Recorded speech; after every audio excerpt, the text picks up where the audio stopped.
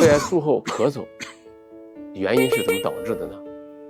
门诊呢，经常有患者问我呢，说医生，你看我手术完了，手术之前呢不咳嗽，怎么手术完了之后呢还咳嗽？而且呢这个咳嗽呢一直不好，怎么办？太难了。今天呢跟大家说一下，其实这个肺部手术以后呢，咳嗽是一个非常常见的一个现象。因为第一呢，你的肺部呢受到了创伤，切除了一部分肺，会有炎症渗出，就会刺激我们咳嗽。等炎症慢慢消除了以后呢，咳嗽就会停止。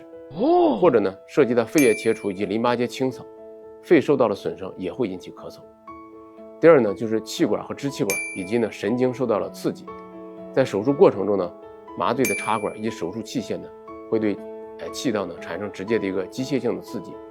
手术结束后呢，气道内的一个痰液积聚呢，也会引发咳嗽。一般咳嗽呢，会在术后呢2个月到半年呢逐渐减轻。如果咳嗽的症状不严重，并且呢没有伴随着发烧啊、咳痰啊等等其他一些症状，一般来说呢无需过于担心。但是如果咳嗽呢持续加重，影响到日常的生活呢，就要抓紧去看医生，及时的就诊。肺腑之言，解开心结。